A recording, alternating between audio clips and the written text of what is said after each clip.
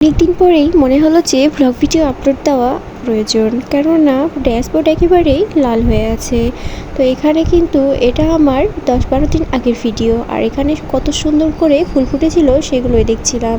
আর সকালের নাস্তায় তো কলিজা ভুনা বানাবে, সেই জন্য কলিজা আর ছোট ছোট করে আলুগুলোও কেটে নিয়েছে। আর এখানে তো কলিজা রান্নার জন্য পেঁয়াজগুলোকে খুব ভালোভাবে ভেজে নিচ্ছিল, আর একদিকে তো রুটিও বানাচ্ছিল। মাংস রান্না করতে যেসব মশলা লাগে সেগুলোই কিন্তু দিয়ে কলিজাটা রান্না করে নেবে। এখানে খুব ভালোভাবে যখন মশলাটা কষানো হয়ে গিয়েছে তখন কলিজাটা দিয়ে খুব ভালোভাবেই কষিয়ে নেবে। আর যখন কষানো হয়ে যাবে তখন কিন্তু কুচানো আলুগুলোও দিয়ে দিবে। কলিজা কিন্তু 3 ভাগের 1 ভাগ আলু দিতে হবে, বেশি দিলে কিন্তু ভালো লাগবে না। আর এদিকে তো রুটিগুলোও বানানো হয়ে গিয়েছে, আর রুটি আর কলিজাগুলো খাওয়ার পরে অবশিষ্ট কিন্তু এটুকুই ছিল, সেটারই কিন্তু ক্লিপস নিয়েছিলাম। আর এখানে তো দুপুরে রান্নার জন্য সব আয়োজন শুরু করে দিয়েছে। আগের দিনে কিন্তু রোস্টের মুরগিগুলো ভেজে রেখেছিল, আর সাথে তো গরুর মাংসগুলো কষিয়ে রেখেছিল।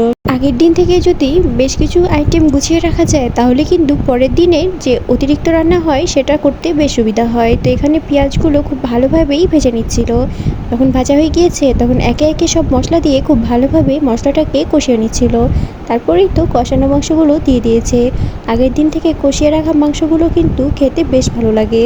টাটকা মাংসর থেকে এই কষানো মাংসই আমার কাছে বেশি ভালো লাগে। আর এদিকে তো বুটের ডাল রান্না করবে, সেই জন্য ডালগুলোকে ভিজিয়ে খুব ভালোভাবে ধুয়ে নিয়েছে। আর এখানে তো সাজনাগুলোও কাটা হয়ে গিয়েছে। মাংস কিন্তু কষানো হয়ে গিয়েছে, এরপরে তো সেদ্ধ করার জন্য প্রেসার কুকারে দিয়ে দিবে। আর অন্যদিকে তো ভাতগুলোও দিয়ে দিয়েছিল। যেহেতু সাদা ভাত আর পোলাও ভাত একসাথেই রান্না করা হবে, সেই জন্য আগে সাদাটাই দিয়ে দিয়েছিল, পরে কিন্তু পোলাও ভাত দিবে।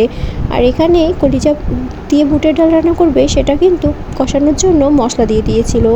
মাংস রান্না করতে যেসব মশলা লাগে ঠিক একই মশলাগুলো দিয়েই কিন্তু এটাকেও কষিয়ে নেবে। তো প্রথমে মশলা যখন কষানো হয়ে গিয়েছে তারপরেই তো গিলা কলিজা দিয়ে খুব ভালোভাবে কষিয়ে নিয়েছে। কষানোর পরে তো ডাল দিয়ে এটাকেও নামিয়ে নিয়েছে। এটাও প্রেসারে দিয়ে দিবে। আর তারপরেই এখানে রোস্ট রান্না করার জন্য পেঁয়াজগুলোকেও খুব ভালোভাবেই ভেজে নিচ্ছিল।